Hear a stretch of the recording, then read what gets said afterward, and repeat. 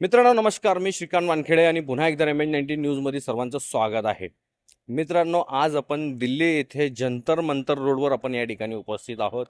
सर्वांना माहितीच आहे की जंतर मंतरवर नेमकं मागील 15-25 दिवसात या ठिकाणी काय घडलेलं आहे.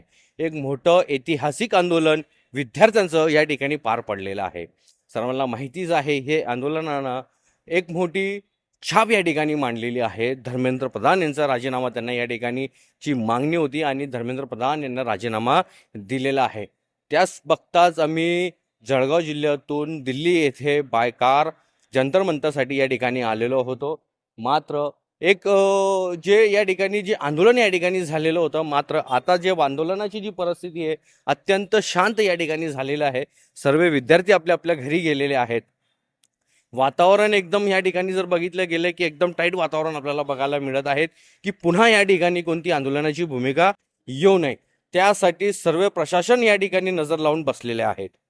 मित्रांनो, सांगायचं म्हटलं गेलं की जी CGP आहे, जे एक वाक्यामुळे या ठिकाणी स्थापित झालेली होती, जे चीफ जस्टिस आहेत सूर्यकांत, त्यांच्या वाक्यावरनं कॉक्रोचच्या या शब्दावरनं कॉक्रोच जनता पार्टीची स्थापना अभिजित दीपके यांनी केलेली होती.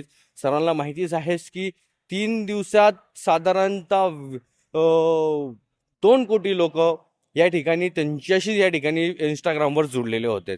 नंतर त्यांना या ठिकाणी आंदोलन पुकारलं, आंदोलन यशस्वी झालं आणि शेवटी धर्मेंद्र प्रधान भारतीय जनता पार्टीचे शिक्षण मंत्री त्यांना राजीनामा द्यावा लागला. एवढंपर्यंत सर्वांना माहितीच आहे.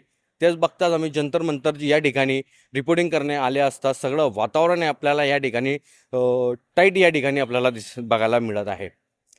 पुढील भूमिका काय असणार आहेत, आम्ही लवकरच अभिजित दीपकेची या ठिकाणी संपर्क करण्याचा प्रयत्न करत आहोत की पुढील या ठिकाणी मात्र भूमिका काय असणार आहेत आणि पुढील त्यांचे या ठिकाणी आंदोलनाला घेऊन आणि पुढील बाकीचे मुद्द्यावर घेऊन काय स्पष्टीकरण ते या ठिकाणी मांडणार आहात.